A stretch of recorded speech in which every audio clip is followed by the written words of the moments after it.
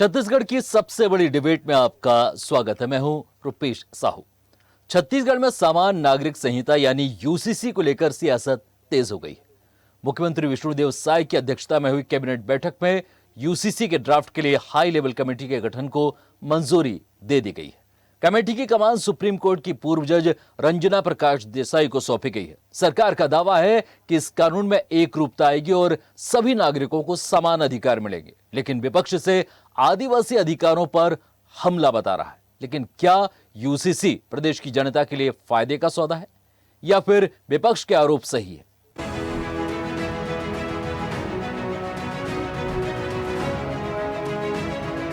छत्तीसगढ़ में यूसीसी लागू करने की दिशा में सरकार ने बड़ा कदम बढ़ाया है। कैबिनेट बैठक में फैसला लिया गया कि राज्य में विवाह, तलाक, उत्तराधिकार जैसे मामलों के लिए एक समान कानून बनाने की प्रक्रिया शुरू की जाएगी। संविधान के अनुच्छेद 44 की भावना के अनुरूप इस पहल को ऐतिहासिक बताया जा रहा है। कमेटी राज्य भर से सुझाव लेकर ड्राफ्ट तैयार करेगी। इसके लिए वेब पोर्टल के जरिए भी आम लोगों से राय ली जा रही है। सरकार का कहना है इससे न्याय प्रक्रिया पारदर्शी और सरल बनेगी, साथ ही लैंगिक समानता को बढ़ावा मिलेगा। राज्य को सभी नागरिकों के लिए समान नागरिक संहिता लागू करने का निर्देश दिया गया है। अलग अलग कानूनों के कारण वैधानिक प्रक्रिया में असमानता उत्पन्न होती है, जिससे न्याय प्रक्रिया जटिल होती है। ऐसे में कानून को सरल, एकरूप और न्याय संगत बनाने के लिए यूनिफॉर्म सिविल कोड लागू करना आवश्यक माना जा रहा है। वहीं कांग्रेस ने इस फैसले का विरोध किया। कांग्रेस का कहना है यूसीसी लागू होने से सबसे ज्यादा नुकसान आदिवासी समुदाय को होगा। उनका आरोप है राज्य की 32% आदिवासी आबादी को मिले संवैधानिक अधिकारों और 5वीं अनुसूची के प्रावधानों पर खतरा पैदा होगा। कांग्रेस ने इसे आदिवासी हितों के खिलाफ साजिश और उद्योगपतियों को फायदा पहुंचाने की कोशिश बताया है। अगर छत्तीसगढ़ में भारतीय जनता पार्टी की सरकार अगर यूसीसी लागू करती है तो ये सीधा सीधा है कि आदिवासियों के अधिकारों का सरकार सीधा सीधा हनन कर रही है और आदिवासियों के अधिकार को ये समाप्त करना चाहती है। वहीं बीजेपी ने कांग्रेस के आरोपों को सिरे से खारिज किया है। पार्टी प्रवक्ता अनुराग अग्रवाल का कहना है यूसीसी ड्राफ्ट में आदिवासी समुदाय को बाहर रखा जा सकता है। कांग्रेस को अगर वास्तव में यहाँ के हितों की चिंता होती तो उस ड्राफ्ट कमेटी में अपनी सलाह देते, उसके बजाय वे राजनीति करने लगे और कहने लगे कि आदिवासियों के विरुद्ध ये यूसीसी लागू करने जा रही है, जबकि वे अपनी तुष्टिकरण की राजनीति करना चाहते हैं। छत्तीसगढ़ में यूसीसी को लेकर सियासी पारा चढ़ गया है। सरकार इसे समानता और सरल न्याय की दिशा में बड़ा कदम बता रही है, तो वहीं विपक्ष आदिवासी अधिकारों पर खतरे का आरोप लगा रहा है। अब सबकी नजर ड्राफ्ट कमेटी की सिफारिशों पर रहेगी, जो तय करेगी कि कानून का स्वरूप क्या होगा। Bureau report, Raipur.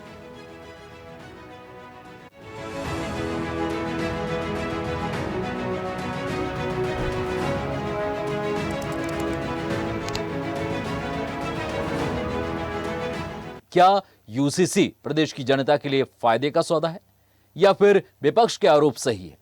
इसी पर करेंगे चर्चा और हमारे साथ इस चर्चा में मौजूद हैं दयावंत बांधे, बीजेपी के प्रवक्ता, साथ ही कांग्रेस प्रवक्ता सीए सौरभ साहू हमारे साथ मौजूद हैं। आप दोनों का बहुत बहुत स्वागत है। दयावंत बांधे जी और सौरभ साहू जी, आप दोनों का स्वागत है। और शुरुआत आपसे करेंगे दयावंत बांधे जी कि क्या आपको लग रहा है कि यूसीसी लागू करते समय आदिवासी समुदाय की उपेक्षा की गई है? इस पर क्या कहना है आपका? सबसे पहली बात तो यह है कि अभी लागू हुई नहीं है। ड्राफ्ट कमेटी बनी है, उसके चेयरमैन बनाए गए हैं, जिसके अभी सदस्य भी नियुक्त होते हैं और उसमें सभी वर्ग के सदस्य होते हैं। अनुसूचित जाति वर्ग के होते हैं, अनुसूचित जनजाति वर्ग के होते हैं, सामान्य वर्ग के होते हैं, अल्पसंख्यक वर्ग के, सभी वर्ग के उसमें समिति में सदस्य भी बनाए जाते हैं, जिसका अधिकार माननीय मुख्यमंत्री जी को कैबिनेट के माध्यम से दिया गया है। तो सबसे पहली बात तो अभी ड्राफ्ट बनी भी नहीं है, सिर्फ कमिटी बनाई गई है। और कमिटी बनाई गई है तो किन विषयों के कारण से बनाई गई, ये परिस्थितियां क्यों बनी देश में कि आज यूसीसी की परिस्थितियां आ रही है? क्योंकि सुप्रीम कोर्ट ने बार बार इंगित किया है कि देश में समान नागरिक संहिता लागू करने की आवश्यकता है। क्यों है? एक ऐसा वर्ग है जो बहुविवाह में पूरी तरीके से लिप्त है। क्या हमारी माताओं बहनों को सम्मान नहीं मिलना चाहिए? क्या उस समाज को भी इतनी जागृति आनी चाहिए कि नहीं आनी चाहिए? उस कानून के बंधन में आना चाहिए कि नहीं आना चाहिए, जिससे विवाह की जो प्रथा है वो एकल हो? तो ये जो सामाजिक बुराइयां हैं, जिसको कुप्रथाओं के रूप में लंबे समयों से प्रश्रय मिल रहा है, ऐसे लोगों के ऊपर और ऐसे जो काला सामाजिक बुराई है, ऐसे के ऊपर यदि वार करना है, तो यूसीसी लागू करना अनिवार्य होना ही चाहिए। दयाबंद पांडे जी, यहाँ और रही पर बात यदि एक दोहरापन दिखता है कि आप आदिवासियों के लिए तो साफ तौर पर ये कह रहे हैं कि उन्हें इन नियमों से दूर रखा जाएगा, वहीं एक वर्ग विशेष पर आपका सीधा आरोप है। ऐसा क्यों? ऐसा वर्ग विशेष नहीं है। जिस विषय पे एकल विवाह और बहु विवाह, देखिए हम यदि इस देश में रहते हैं, तो क्या जो कोई कानून है वो धर्म आधारित होना चाहिए क्या? क्या कानून पूरे देश में समान नागरिक के आधार पर नहीं होना चाहिए क्या? ये धर्म आधारित जो संतुष्टिकरण है कांग्रेस की, जो बरसों से करते आई है, वो अब तुष्टिकरण की राजनीति अब नहीं चलने वाली है। चलिए, भारतीय सौरभ जनता साहू जी पार्टी से में एक कमेंट ले संतुष्टिकरण लेते हैं। पे हम अडिग हैं। जी, सौरभ साहू जी, यूसीसी पर आपका क्या मत है? क्या आपको लगता है कि इसमें संशोधन होना चाहिए या आप पूरी तरह से यूसीसी का विरोध करते हैं? देखिए रुपेश जी, सबसे महत्वपूर्ण बात तो जब कोई एक बड़ा विषय आता है तो वो क्यों आ रहा है, उसकी क्या जरूरत है, सर्वप्रथम तो उस बात पर विचार करना चाहिए। नहीं, तो आपने अभी तो भाजपा बहस प्रवक्ता होगी से ना ये इस बात पर। पूछी, मैं वही कह रहा हूँ कि आपने भाजपा प्रवक्ता से ये बात कही कि ये लाने की जरूरत छत्तीसगढ़ में क्यों पड़ रही है, तो उनके पास इसका कोई बहुत जवाब नहीं है। हम जो बात कह रहे हैं कि हमारी जो आशंका है, और हम सत्ता पक्ष से ये अभी सवाल पूछ रहे हैं क्योंकि हम अभी प्रोएक्टिव विपक्ष में बैठे हैं रुपेश जी, तो हम ये पूछ रहे हैं कि क्योंकि यहाँ पर छत्तीसगढ़ में, क्योंकि ये जिस वर्ग की बात कर रहे हैं, वर्ग विशेष की बात कर रहे हैं, उनकी जनसंख्या छत्तीसगढ़ में बहुत ही कम है।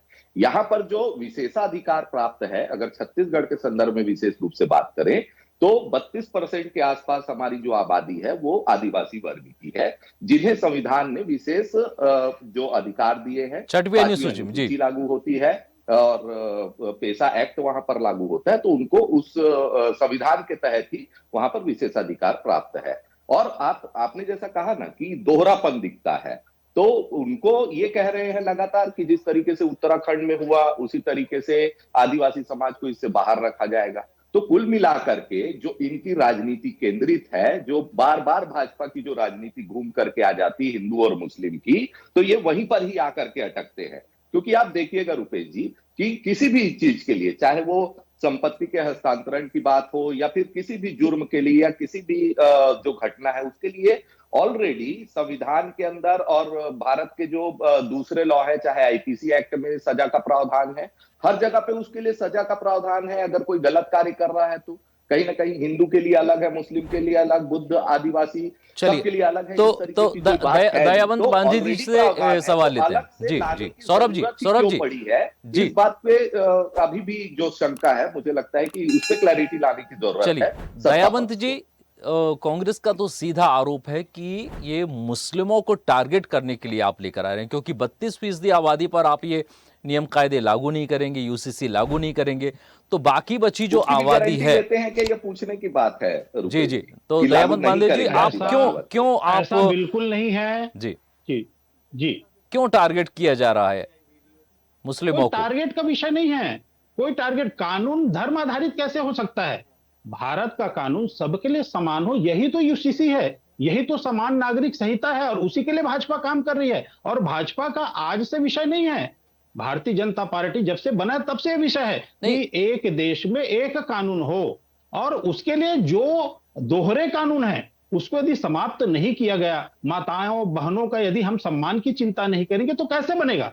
मैं धर्म की बात नहीं कर रहा हूं, एक धर्म विशेष के मुस्लिम कानून व्यवस्था पर्सनल में लॉ जो बीते 70 सालों से उसके अनुसार कानून के अनुसार मुस्लिम रह रहे हैं, तो कांग्रेस का जो आरोप है कि ये तो सीधे सीधे टारगेट किया जा रहा है, और फिर 32% आबादी इसमें है। आप उत्तराखंड के समान यदि आप यहाँ पर कानून लागू करते हो तो 32% आबादी तो उसमें आएगी नहीं आपके यूसीसी में। देखिए, आदिवासी समाज, अनुसूचित जाति वर्ग, ये कोई विषय नहीं, ये तो कांग्रेस का छोड़ा गया सगुफा है।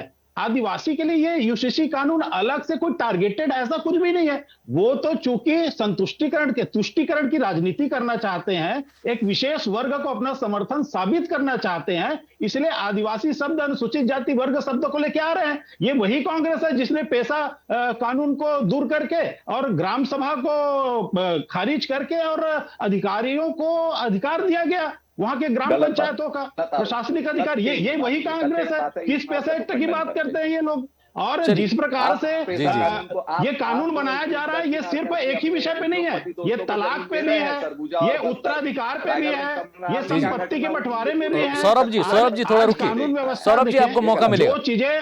जो चीजें सामाजिक बुराइयों के रूप में आज यदि जागृत हो रही है, फॉर एग्जाम्पल संपत्ति में माता पिता को भी हक होना चाहिए, ये यूसीसी कानून में आना क्यों नहीं चाहिए भाई? संपत्ति में क्या सिर्फ पत्नी का और संतान का बस होना चाहिए क्या?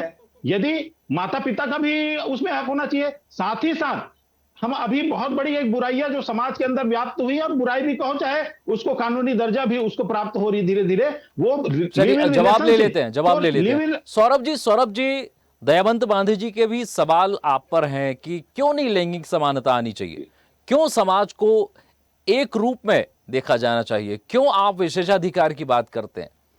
सौरभ जी देखिए, निश्चित रूप से रुपेश जी, लैंगिक समानता तो ऑलरेडी संविधान ने हमको दिया हुआ है। ये कोई नई बात तो है नहीं।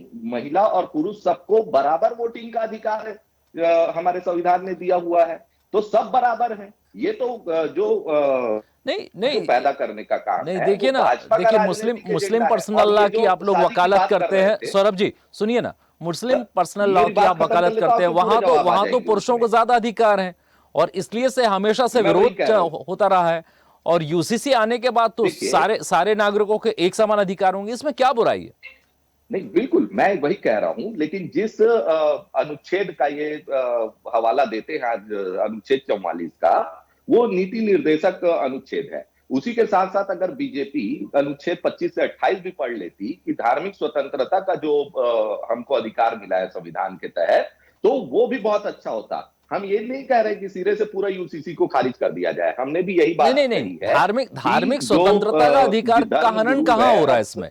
आपको अपने ईश्वर को मानने की पूरी छूट है, आप अपने आराध्य को चाहे जैसे पूछ सकते हैं, वहां कहां दखल अंदाजी हो रही है? मान्यताओं का, निश्चित रूप से धार्मिक मान्यताओं का इसमें हनन होने की संभावना है। नहीं, क्या है बताइए ना। एक बार दर्शकों को भी पता चलना चाहिए कि क्या आपके हिसाब से क्या इसमें भेद है। देखिए कि अगर किसी को अपनी संपत्ति को दान ही करना है, एक अगर छोटा एग्जांपल लिए जी, तो अगर वहां पर एक पर्सनल लॉ बोर्ड में जिस तरीके के प्रावधान दिए गए हैं, उस तरीके के प्रावधान से कोई भी, चाहे हिंदू, मुस्लिम, जैन समाज जो भी हो, वो अपने तरीके से वो उसको करेगा। हिंदू उसको अपने तरीके से करेगा। ये तो सामाजिक बात हुई ना, इसमें धर्म में कहां दखल हुआ? हो जाएंगे मुझे लगता है। चलिए, दयावंत बांधे जी क्या जवाब देंगे आप? जी, दयावंत बांधे जी। देखिए, मेरे मित्र जिस प्रकार से 10 सेकंड और दीजिए जी। दूसरी बात, यहाँ पर जो आप कह रहे थे ना कि यहाँ पर जो सभी लोग समान हो जाएंगे, अगर ये कहते हैं कि आदिवासी समाज भी समान हो जाएगा और यूसीसी सबके ऊपर लागू होगा, जैसे कि दयावंत बांधे जी ने कहा, तो कुल मिलाकर के जो हम संभावना व्यक्त कर रहे हैं या हम जो आरोप लगा रहे हैं और सत्ता पक्ष जिसका जवाब चाहते हैं कि आदिवासी वर्ग का जो वहां पर चाहे वो प्रॉपर्टी की खरीदी बिक्री की बात हो, जो विशेष क्षेत्र है वहां पर जिस तरीके से बाहर के लोग आकर के वहां पर उनकी प्रॉपर्टी पे कब्जा करने का जो प्रयास करेंगे, उन सारे अधिकारों का क्या होगा? क्योंकि आज उनको विशेष अधिकार प्राप्त है। वहां पर अगर आपको प्रॉपर्टी खरीदना है तो कलेक्टर की परमिशन और दूसरे परमिशन लेने पड़ते हैं। उन सब बातों का क्या होगा? नहीं, वो तो साफ तौर पर कहा जा चुका है कि जैसा कि उत्तराखंड में हुआ है उसी तर्ज पर छत्तीसगढ़ में भी होगा। तो ये बात तो होगी नहीं कि आदिवासियों के लिए यदि कोई गैर आदिवासी लेता है तो उसको परमिशन होगी ही नहीं। दयावंत जी बताइए, क्या जवाब है आपके पास? मुख्यमंत्री जी भी नहीं ले रहे हैं। देखिए, मेरे मित्र जैसे बोल रहे थे अनुच्छेद 25 का, धार्मिक स्वतंत्रता की, तो मैं आपको बताना चाहूंगा कि ये धार्मिक स्वतंत्रता अनुच्छेद 25 जो है, ये कोई कुप्रथाओं को बढ़ावा देने का लाइसेंस नहीं है कि आप कुप्रथाओं को बढ़ावा दे करके और सामाजिक बुराइयों को तवज्जो देकर के मानवीय जीवन को कलंकित करें। आज कितनी बड़ी आबादी है हमारी ऐसी माताएं बहनें एक धर्म विशेष की जो 3-3, 4-4, 5-5 विवाह के भेंट चढ़ गए। कितनी बुराइयां हैं कि काजी ने नहीं, कह इसके दिया और लिए तो आप शादी हो तीन गई और तलाक तलाक हो कानून गई, उसके लेकर आ बाद से चुके हैं जी। नहीं उसके वही उसके बता रहा हूं, लिए लेकिन 3 तलाक आज कानून आप भी ऑलरेडी लेके 3 आ गए तलाक हैं। वो शब्दों के और आधार हिंदू का समाज है, में कोई शादी बुराई पे भी नहीं, कोई आप रोक ये नहीं कह हुई रहे हैं। है। शादी पे कोई रोक नहीं हुई है। आप समझिए, समान नागरिक संहिता विवाह के ऊपर भी है, समान नागरिक संहिता उत्तराधिकारी के लिए भी है, समान नागरिक संहिता संपत्ति के लिए भी है, अभी भी और कानून है।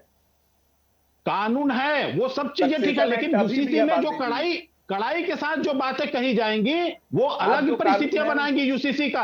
और जैसे मेरे मित्र बता रहे थे कि आदिवासी क्षेत्र में लोग जमीन खरीदेंगे आदिवासियों का, ये वो, तो इसमें इस प्रकार का कोई भी प्रावधान न किया गया है, न किया जाएगा, न ऐसी दूर दूर तक कोई भी रास्ता इसमें रखा जाएगा। चलिए सौरभ उससे साहू जी, जमीन देखिए की अभी खरीदी अभी बिक्री तो का कोई लेना देना नहीं है। ये कांग्रेस का लोगों को, आदिवासी समाज को भ्रम फैलाने का बहुत बड़ी चलिए, एक योजना दयानंद जी, है, षड्यंत्र है।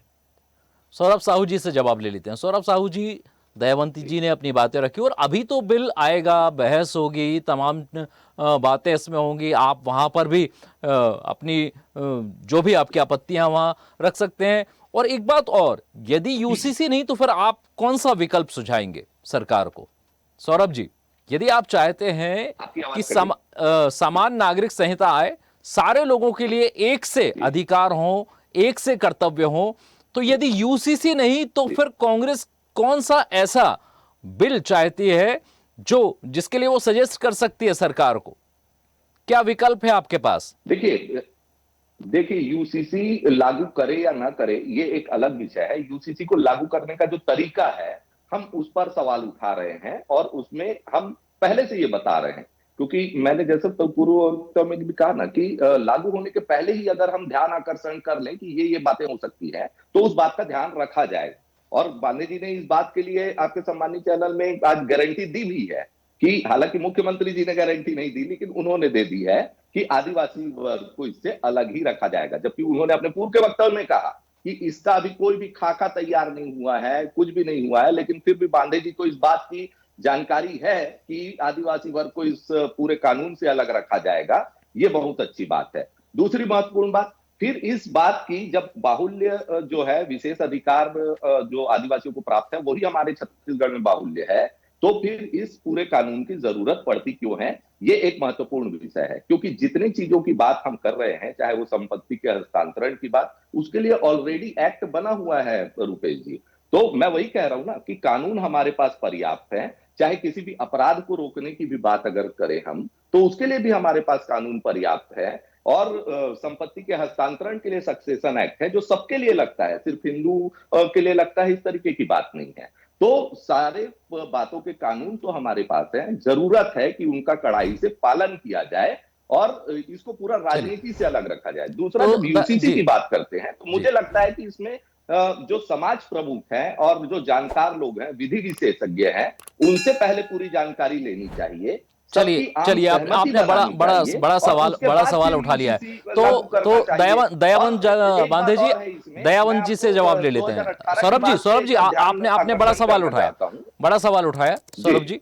तो दयावंत जी, जिस तरह सौरभ जी ने कहा कि कई सारे वर्गों की इसमें सहभागिता होनी चाहिए, आदिवासी वर्ग को भी इसमें रखना चाहिए, तो क्या आपको ड्राफ्ट बनाते समय किन किन लोगों से आप राय मशवरा करेंगे? इस कमेटी में किस तरह के लोग शामिल होंगे? क्या विपक्ष को भी आप पूरा प्रतिनिधित्व का मौका देंगे?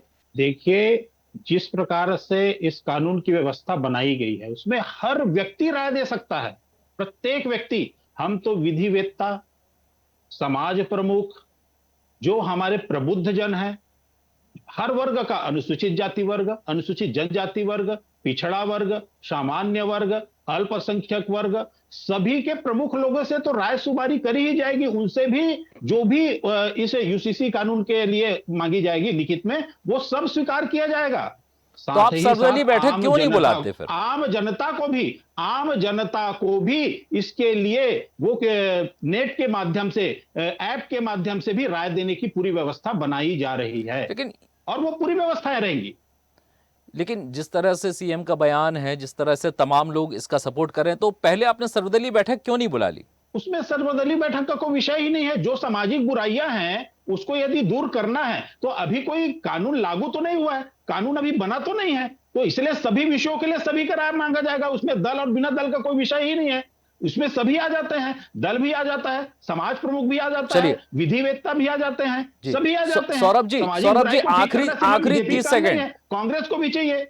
जी यहाँ पर देखिए रुपेश जी, जो सबसे महत्वपूर्ण बात है, जो मैं सबसे पहले वक्तव्य में मैंने कहा कि इस बात की जरूरत क्यों है, क्योंकि 2018 में जो मोदी जी के ही सरकार में यूसीसी पर राय देने के लिए जो कमेटी बनी थी और नीति आयोग की इसमें रिपोर्ट है, कोट अनकोट करूंगा रुपेश जी, कि तो उसने रिकमेंडेशन दिया था नीति आयोग ने कि ना तो इसकी आवश्यकता है और ना ही ये वांछनीय है।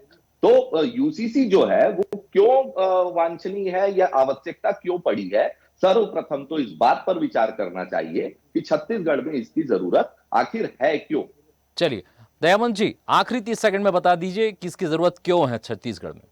देखिए, आज सामाजिक बुराइयां आधुनिकता के साथ बढ़ रही हैं और छत्तीसगढ़ ही नहीं पूरे देश में यूसीसी की आवश्यकता। जैसे मेरे मित्र बता रहे थे नीति आयोग ने इसको नकारा, क्या नीति आयोग सुप्रीम कोर्ट से बड़ा है क्या? सुप्रीम कोर्ट ने एक बार नहीं, दो बार नहीं, तीन बार नहीं, बार बार कहा है कि देश में यूसीसी लागू करने की आवश्यकता, उसके लिए कानून बनाने की आवश्यकता है। केंद्र सरकार ने उस अधिकार को राज्यों को दिया कि आप उसको अपने अधिग्रहित करके कानून को लाइए और अपने तरीके से अपने अपने प्रदेश के परिवेश के आधार पर बनाइए। आज कितनी बड़ी बुराई है लिव इन रिलेशनशिप। आज लिव इन रिलेशनशिप के लिए बिना रजिस्ट्रेशन के इस प्रकार से घटनाएं घट रही है। चलिए दयानंद जी, कानूनी जब जकड़ में आ रहा है, उनसे हुए बच्चे पैदा का अधिकार कहां रहेगा? चलिए दयानंद जी, विषय है जिसको यूसीसी के माध्यम से सामाजिक चेतना और सामाजिक जागरूकता और सामाजिक अधिकार को ठीक तरीके से समुचित रूप से निर्णय लिया जाएगा। चलिए दयानंद बांधे जी, सौरभ साहू जी, आप दोनों इस डिबेट में हमारे साथ जुड़े और तमाम चर्चा के लिए आप दोनों को बहुत बहुत धन्यवाद।